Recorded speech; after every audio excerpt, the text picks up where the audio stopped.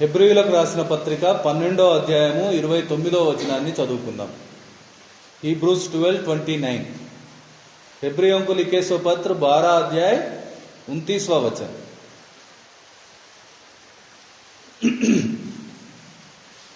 ఏలయనగా మన దేవుడు దహించు అగ్ని అయి ఉన్నాడు. దేవుడు ఈ వాక్యమును దీవించునుగాక. ప్రియ సంగమా, ఈరోజు దేవుణ్ణి ఆరాధించడానికి సిద్ధమవుతున్నాం. మనలను మనం పరిశీలన చేసుకోవాల్సిన ఒక అవసరాన్ని దేవుడు మన ముందుంచి ఉన్నారు. ఎందుకంటే దేవుడు మనలను గమనిస్తూ ఉన్నారు.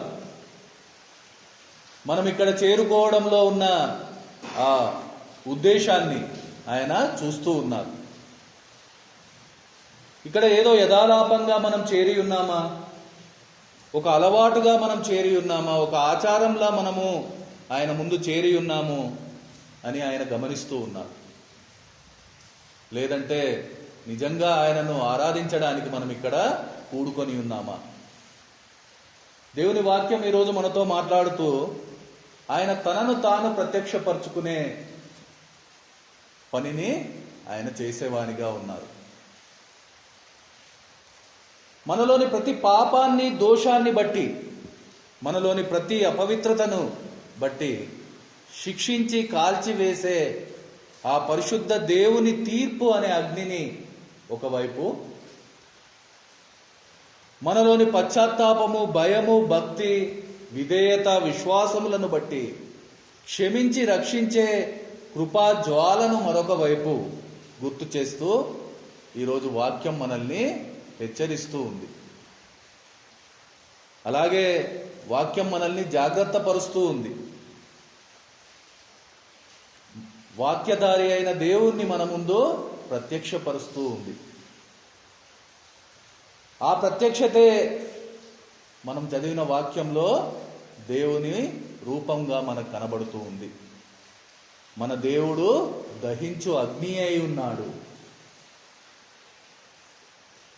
నిజానికి ఆయన తీర్పు ముందర నిలువగల వారము ఎవ్వరము లేము. అందరూ ఆ కోపాగ్ని జ్వాలలో పడి నశించిపోవలసిన వారమే. ఆ పరిశుద్ధత వైపు చూడడానికి కూడా మనకు ఏ అర్హత లేదు. ఆ పరిశుద్ధ నామాన్ని ఉచ్చరింపడానికి కూడా మనకు ఏ యోగ్యత లేదు. మరి ఎలా మనం ఆయనను ఆరాధించగలం? ఆయన ఆరాధనలకు యోగ్యుడైన దేవుడు, కానీ ఆయనను ఆరాధించడానికి మనకు ఏ యోగ్యత లేని పరిస్థితుల్లో మనం ఇక్కడ చేరి ఉన్నాం. ఏ అర్హత లేని పరిస్థితుల్లో మనం ఇక్కడ చేరి ఉన్నాం. ఇది వాస్తవ స్థితి. ఈ స్థితిలోనే మనం చేరి ఉన్నాం అని చెప్పడానికి సిగ్గుపడాల్సిన అవసరం లేదు. ఎందుకంటే ఇది నిజం, ఇది వాస్తవం.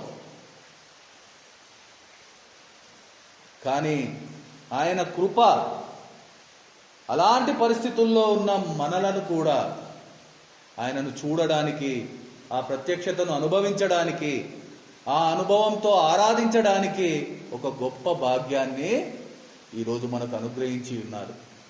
దానిని బట్టి మనం ఈరోజు దేవుణ్ణి స్తుతించవలసిన అవసరం ఉంది, దేవుణ్ణి కీర్తించవలసిన అవసరం ఉంది. దేవునికి స్తోత్రం, హల్లెలూయా. నిజానికి ఏ అర్హత లేదు. మనం ఆయనను ఆరాధించడానికి మనకు ఏ అర్హత లేదు, ఏ యోగ్యత లేదు. కేవలం ఆయన కృప వల్ల ఈరోజు మనము ఆయనను ఆరాధించడానికి ఇక్కడ చేరుకొని ఉన్నాము. దాన్ని బట్టి ఈరోజు ఎంతో ఉత్సాహంతో, ఎంతో సంతోషంతో, ఆనందంతో, అన్నిటికంటే ముఖ్యంగా హృదయం నిండా కృతజ్ఞతతో ఆయనను స్తుతించి ఆరాధించవలసిన వారమై ఉన్నాం. మన దేవుడు దహించు అగ్ని అయి ఉన్నాడు. నిజానికి మనం చూస్తే అగ్ని యొక్క ముఖ్య లక్షణం దహించడం. అందులో ఏ మార్పు లేదు, ఏ మార్పు రాదు. ప్రియ సంగమా, ఈ భౌతిక ప్రపంచంలో అగ్నిని మనము ఒకసారి గమనిస్తే ఆ అగ్నిని సరిగ్గా వాడితే అది మనకు ఎంతో ఆశీర్వాదకరంగా ఉండగలదు. అలాగే అదే అగ్నితో మనం చెలగాటమాడితే అది మన జీవితాలను దహించి వేస్తుంది, నశింపజేస్తుంది. అలాగే ఆధ్యాత్మిక విషయంలో కూడా ఇదే సత్యం. దేవుడు దహించు అగ్ని అయి ఉన్నారు. ఆయన ముందర మనం ఎలా ఉంటున్నాం అన్నదాన్ని బట్టే ఆయన మనతో ఎలా ఉంటారు అన్నది కూడా నిర్ణయించబడుతుంది. ఆయన దహించే అగ్నిగా ఈరోజు మనతో ఉన్నారా? ఆయన క్షమించే దేవునిగా మనతో ఉంటూ ఉన్నారా? మనం ఏ రీతిగా ఆయనతో ఉంటూ ఉన్నామన్న దాన్ని బట్టి అది నిర్ణయించబడుతుంది. మన దేవుడు దహించు అగ్ని అయితే మరి ఆయన దహించినదేంటి? ఆయన దహించేదేంటి? ఈరోజు మన ఆత్మీయ జీవితాలను మనం పరిశీలన చేసుకుంటే ఆయన దహించేదేంటి? ఆయన అగ్ని మాదిరిగా దేనిని దహిస్తూ ఉన్నాడు? అది మనకెలా మేలుగా ఉంటుంది? అది మనకెలా ఆత్మీయంగా మనల్ని బలపరుస్తుంది అనేది ఈరోజు మనం అర్థం చేయవలసిన వారమై ఉన్నాం. దహించు అగ్ని అయిన దేవుడు తన పిల్లలను జాగ్రత్త పరచుటకు, కాపాడుటకు, నీతిమంతులుగా మార్చుటకు, సరిచేయబడుటకు ఎలా కృప చూపుతూ ఉన్నారు అనేది ఈరోజు మనము అర్థం చేయవలసిన వారమై ఉన్నాం. అంతేకాదు ఆయన కృపను నిర్లక్ష్యం చేయకుండా ఆయన ఇచ్చిన ఈ గొప్ప భాగ్యాన్ని బట్టి మరింత భయం భక్తితో ఆయనను ఆరాధించుకోవడానికి మనము సిద్ధపడవలసిన వారమై ఉన్నాం. ఆయన నమ్మిన వారి జీవితాలలో దహించు అగ్నిగా ఉన్నారు అనేది అర్థం చేయడానికి ఈరోజు కొన్ని మాటలను మనము దేవుని వాక్యం ద్వారా చూడడానికి ప్రయత్నం చేద్దాం. మొదటగా మనం చూస్తే ఆయన నమ్మిన వారిలో, ఆయనను నమ్ముకున్న వారిలో వారి బంధకాలను దహించే అగ్నిగా ఆయన ఉన్నారు. మనం దానియేలు గ్రంథంలో చూసినట్లయితే దానియేలు 3:25 నుంచి 27 వరకు మనం ఒకసారి చూడగలిగితే అక్కడ దానియేలు 3:25 నుంచి, అందుకు రాజు, నేను 4 మనుష్యులు బంధకములు లేక అగ్నిలో సంచరించుట చూచుచున్నాను, వారికి హాని ఏమీయూ కలగలేదు. 4వ వాని రూపము దేవతల రూపమును పోలినదని వారికి ప్రత్యుత్తరం ఇచ్చెను. అధిపతులను, సేనాధిపతులను, సంస్థానాధిపతులను, రాజు యొక్క ప్రధాన మంత్రులను కూడి వచ్చి ఆ మనుషులను పరీక్షించి వారి శరీరములకు అగ్ని ఏ హాని చేయకుండుటయు, వారి తల వెంట్రుకలలో ఒకటైనను కాలిపోకుండుటయు, వారి వస్త్రములు చెడిపోకుండుటయు, అగ్ని వాసన అయినను వారి దేహములకు తగలకుండయుటయు చూచిరి అని మనం అక్కడ చూస్తూ ఉన్నాం. షద్రక్, మెషక్, అబేద్నెగోలు వీరి గురించి ప్రత్యేకంగా మనము చెప్పుకోవాల్సిన అవసరం లేదు, మనందరికీ తెలిసిన సంఘటన. మండుచున్న అగ్ని గుండంలో పడవేయబడినప్పుడు ఆ అగ్ని వలన షడ్రక్, మెషక్, అబేద్నెగోల దేహాలు ఏమీ కాలిపోలేదని, వారి వెంట్రుకలు కాలిపోలేదని, వారి బట్టలు కాలిపోలేదని, వారి మంటల వాసన అయినా వాళ్ళలో లేదని వాక్యం చెబుతూ ఉంది. కానీ అది ఆ అగ్ని కేవలం వారి బంధకాలను మాత్రమే దహించి వేసిన పరిస్థితిని మనం చూస్తూ ఉన్నాం. ఆ 3 భక్తులను అగ్నిలో వేసినప్పుడు బంధకాలతో వేయబడ్డారు. అయితే ఆ దహించు అగ్ని కేవలం వారి బంధకాలను మాత్రమే దహించింది, వారికి ఏమాత్రము హాని చేయలేదు. అలాగే ఈరోజు మనం కూడా ప్రభు యేసును మన రక్షకునిగా స్వీకరించి ఆయనకు పూర్తిగా లోబడినప్పుడు మనకేమాత్రము హాని లేకుండా ఆయన మన పాపపు బంధకాలను తెంపే అగ్నిగా ఆయన ఉంటూ ఉన్నారు. మన సాతాను బంధకాలను, రోగపు బంధకాలను, మరణ బంధకాలను, ఆర్థిక బంధకాలను, ఇలాంటి అన్ని బంధకాలను తన అగ్ని ద్వారా దహించి వేసి వాటి నుండి శాశ్వత విడుదల చేసి ఆ బంధకాలను దహించే బడబాగ్నిగా ఆయన ఈరోజు మన కోసం ఉన్నారు. దానిని బట్టి మనం ఆయనను స్తుతించవలసిన వారమై ఉన్నాం. రెండవదిగా మనం చూస్తే మనలో ఉండే ప్రతి అపవిత్రతను, మస్టును దహించే అగ్నిగా ఆయన ఉన్నారు. జకర్యా గ్రంథంలో మనం చూస్తే జకర్యా 13:9 మనం చదివినట్లయితే, ఆ 3వ భాగమును నేను అగ్నిలో నుండి వెండిని తీసి శుద్ధిపరిచినట్లు శుద్ధపరుతును, బంగారమును శోధించినట్లు వారిని శోధింతును. అలాగే 1 పేతురు 1:7 మనం చూస్తే, నశించిపోవు సువర్ణము అగ్ని పరీక్ష వలన శుద్ధపరచబడుచున్నది కదా అని వాక్యము ఆ అగ్ని ద్వారా ఎలా మన జీవితాలు మార్చబడే పరిస్థితిని గుర్తు చేస్తూ ఉన్నాయి. బంగారం అగ్నిలో దహించబడినప్పుడు దానిలోని అపవిత్రత, మస్టు, మలినము తొలగించబడి మేలిమి బంగారంగా మార్చబడుతుంది. అలాగే బంగారం కంటే విలువైన మన విశ్వాసము ఒక్కసారి ఈ లోక ప్రభావాన్ని బట్టి మలినమగుటకు అవకాశం ఉంది. మన విశ్వాసం తిరిగి మేలి బంగారములాగా విలువైనదిగా మార్చబడాలంటే ఆ ఆత్మరూపుడైన దేవుడు తన అగ్ని ద్వారా మనలను దహించినప్పుడు, అప్పుడు మాత్రమే మనము పరిశుద్ధంగా మార్చబడతాము. అలాంటి నిప్పుల కొలిమిగా దహించే అగ్నిగా ఆయన ఈరోజు మన కోసం ఉన్నారు. దాన్ని బట్టి మనము ఆయనను స్తుతించవలసిన వారమై ఉన్నాం. అలాగే ఈ ఆత్మీయ మార్గంలోని ఆటంకాలనన్నింటినీ దహించే అగ్నిగా ఆయన మనతో ఉన్నారు. నిర్గమకాండంలో మనం చూస్తే, నిర్గమకాండం 13:21 మనం చదివినట్లయితే, అక్కడ ఐగుప్తు నుంచి కనానుకు ప్రయాణం చేస్తున్న ఇజ్రాయేళ్ల గురించి మనం చూస్తాం. వారు పగలు రాత్రియు ప్రయాణం చేయనట్లుగా యెహోవా త్రోవలో వారిని నడిపించుటకై పగటివేళ మేఘస్తంభంలోను వారికి వెలుగిచ్చుటకు రాత్రివేళ అగ్నిస్తంభంలో ఉండి వారికి ముందుగా నడుచుచూ వచ్చెను అని మనం అక్కడ చూస్తూ ఉన్నాం. అలాగే యెషయా 43:2 మనం చూస్తే, నీవు అగ్ని మధ్యన నడుచున్నప్పుడు కాలిపోవు జ్వాలలు నిన్ను కాల్చవు అని వాక్యం అక్కడ మనకు చూపెడుతూ ఉంది. సంగమా, రాత్రివేళ ఇజ్రాయేలు అరణ్య మార్గంలో ఉన్న భయంకరమైన చీకటిని దహించి వేసి వారి జీవితాలలో వెలుగు నింపుటకై దేవుడు చీకటిని దహించు అగ్నిస్తంభంగా ఇజ్రాయేళ్ల ముందు నడిచి ఉన్నారు. అలాగే దహించే అగ్ని అయిన దేవుడు మన జీవితంలో కూడా మనం నడవలేని ఎన్నో బలహీన పరిస్థితుల్లో, కృంగిపోయిన ఆత్మీయ అంధకారంలో వాక్యమనే వెలుగును పంచుతూ మనకు మార్గాన్ని చూపెట్టే ఆశా జ్యోతిగా, ఆదరణ కాంతిగా ఆయన జ్వలిస్తూ ఉన్నారు. దహించు అగ్నిగా ఆయన మనతో ఉన్నారు. దాన్ని బట్టి మనము ఈరోజు ఆయనను స్తుతించవలసిన వారమై ఉన్నాం. అలాగే మనం చూసినట్లయితే మనలోని ప్రతి అపనమ్మకాన్ని, మనలోని ప్రతి అవిశ్వాసాన్ని దహించే అగ్నిగా ఆయన ఉన్నారు. న్యాయాధిపతుల గ్రంథము 6:21 మనం చూస్తే, అగ్ని ఆ రాతిలో నుండి వెడలి ఆ మాంసమును పొంగని భక్ష్యములను కాల్చివేసెను.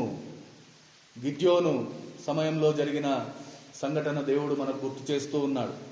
మిద్యాను ప్రజల మూలంగా ఇజ్రాయేలు ప్రజలు ఇబ్బందులు పడుతున్న సమయంలో దేవుడు మమ్మును విడనాడెనా, యెహోవా మాకు తోడుగా ఉంటే మాకిన్ని కష్టాలు ఎందుకు అనే సందేహంతో గిద్యోను బాధపడుచున్నప్పుడు దేవుడు దహించు అగ్ని మాదిరిగా ప్రత్యక్షమై గిద్యోనులోని సమస్తమైన సందేహాలకు, అనుమానాలను దహించి వేసిన పరిస్థితిని మనం జ్ఞాపకం చేసుకుందాం సంగమా. అదే రీతిగా మోషే జీవితంలో ఒక పొద నడిమిన అగ్ని జ్వాలలో యెహోవా దూత అతనికి ప్రత్యక్షమాయెను. అతడు చూచినప్పుడు అగ్ని వలన ఆ పొద మండుచుండెను, కానీ పొద కాలిపోలేదు అని. దేవునిపై నమ్మకం లేక, అంతేకాకుండా తనపై తనకే నమ్మకం లేక, ఎంతో నిరాశతో తన వారిని వదిలి ఒక సామాన్యమైన గొర్రెల కాపరిగా ఆ మిద్యాను ఎడారుల్లో సాధారణ జీవితాన్ని గడుపుచున్న మోషేను దేవుడు మండుచున్న పొదలోని అగ్ని ద్వారా దహించగా, మోషేలోని అపనమ్మకం, మోషేలోని ఆందోళన, ఆయనలోని పిరికితనం దహించబడి దేవుని కొరకు నిలబడే ఒక నాయకునిగా, రాయబారిగా మార్పు చెంది లక్షలాది మంది ఇజ్రాయేళ్లను నడిపించే నాయకుడిగా రూపాంతరం చెందిన పరిస్థితి మనకు తెలుసు. అలా మనలోని సమస్త సందేహాలకు, మనలోని సమస్త అనుమానాలకు, మన అపనమ్మకాలకు, అవిశ్వాసాలకు అన్నిటికీ పరిష్కారంగా, నివృత్తిగా, వాటన్నింటినీ కాల్చివేసే కార్చిచ్చులా ఈరోజు ఆయన మనతో ఉన్నారు. దహించు అగ్నిగా మనతో ఉన్నారు ఆయన. దాన్ని బట్టి మనం ఆయనను స్తుతించవలసిన వారమై ఉన్నాం. అలాగే అజ్ఞానాన్ని, మనలోని అజ్ఞానాన్ని, భయాన్ని దహించే అగ్నిగా ఆయన మనతో ఉన్నారు. అపోస్తుల కార్యము 2:3 మనం చూస్తే, మరియు అగ్ని జ్వాలల వంటి నాలుకలు విభాగింపబడినట్లు వారికి కనబడి వారిలో ఒక్కొక్కని మీద వ్రాలగా 4వ వచనం, అందరూ పరిశుద్ధాత్మతో నిండిన వారై ఆ ఆత్మ వారికి వాక్శక్తి అనుగ్రహించిన కొలది అన్య భాషలతో మాట్లాడసాగిరి. పెంతెకోస్తు దినమున దేవుని ఆత్మ కుమ్మరించబడిన పరిస్థితిని మనం జ్ఞాపకం చేసుకుందాం. యేసును గురించి భయంతో నిజం చెప్పలేక అబద్ధమాడిన పేతురు లాంటి పిరికివారు, అజ్ఞానులు, పేదవారు, పామరులు, ఎన్నిక లేనివారు ఆ గదిలో చేరి ప్రార్థించుచుండగా వారి మీదికి దహించు అగ్నిగా దిగివచ్చి వారిలో ఉన్న అజ్ఞానాన్ని, పిరికితనాన్ని దహించి వేసి వారిని జ్ఞానంతోనూ ధైర్యంతో నింపినప్పుడు వారు ప్రపంచాన్ని తలక్రిందులు చేసిన అపోస్తులుగా మార్పు చెందిన జ్ఞాపకాలను మనము జ్ఞాపకం చేసుకుందాం సంగమా. దీనినే బాప్తిస్తం ఇచ్చి యోహాను అగ్ని బాప్తిస్తమని చెప్పిన పరిస్థితిని జ్ఞాపకం చేసుకుందాం. అలా నిజమైన దేవుడు ఎవరనేది అర్థం చేయలేని, అర్థం చేసిన వ్యర్థమైన భయాలతో అజ్ఞానపు నరకపు చీకటిలో నడుస్తున్న వారందరికీ జ్ఞాన జ్యోతిగా, ఆత్మీయ వెలుగుగా, రక్షణ కాంతిగా ఆయన ఉంటూ ఉన్నారు. ఆయన మనతో దహించు అగ్నిగా ఉన్నారు. దానిని బట్టి మనము ఆయనను కీర్తించవలసిన వారమై ఉన్నాం. ఆ దహించే అగ్ని అయ్యున్న దేవుడు ఎలా మన పట్ల కృప చూపుతూ ఉన్నారు.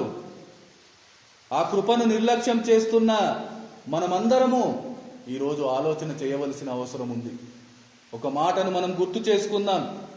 ప్రభువు దహించు అగ్ని మాదిరిగా ఆకాశం నుండి అగ్ని గంధక వర్షాన్ని పంపినప్పుడు పాపంతో నింపబడిన సొదొమ గొమొర్రా పట్టణాలు సర్వనాశనమైన పరిస్థితిని ఒక్కసారి మనము జ్ఞాపకం చేసుకుందాము. ఆదికాండం 19:24 మనం చూస్తాం. అప్పుడు యెహోవా సొదొమ మీదను గొమొర్రా మీదను యెహోవా యొద్ద నుండి గంధకమును, అగ్నిని ఆకాశం నుండి కురిపించి ఆ పట్టణములను, ఆ మైదానమంతటిని, ఆ పట్టణంలో నివసించిన వారిని అందరినీ, నేల మొలకలను నాశనం చేసెను. ఆ రోజు ఆ వేడి వేడి నిప్పులు, ఆ మండుతున్న గంధకం కేవలం సొదొమ గొమొర్రా పట్టణాలపై మాత్రమే వర్షంలాగా పడేటట్లు దేవుడు చేశాడు. కానీ రాబోయే సమయంలో ఈ ప్రపంచాన్ని అగ్నితో నింపబోతూ ఉన్నారు. దేవుని నమ్మని పాపాత్ములకు, ఆయన ఆజ్ఞలను పాటించని ప్రతి ఒక్కరికి లభించేది ఆ మండుతున్న అగ్ని, ఆ భరించలేని వేడి, అది మాత్రమే మిగులుతుంది. కీర్తన 11:6 మనం చూస్తే, దుష్టుల మీద ఆయన ఉరులు కురిపించును, అగ్ని గంధకములను వడగాలియు వారికి పానీయ భాగమాగును అని కీర్తనకారుడు చెప్పి ఉన్నారు. సొదొమ గొమొర్రా పట్టణాల ప్రజలు వారి పాపాన్ని బట్టి శాశ్వతమైన మంటల్లో దహించబడ్డారు. అంత్య దినాలలో రాబోతున్న తీర్పుకు ఈ సంఘటన ఒక నిదర్శనంగా దేవుడు గుర్తు చేస్తూ ఉన్నారు. రాబోయే అంత్య తీర్పు రోజున ఆ కురిసే అగ్ని వర్షం ఎంత భరించలేని భయంకరమైన స్థితిలో ఉంటుంది.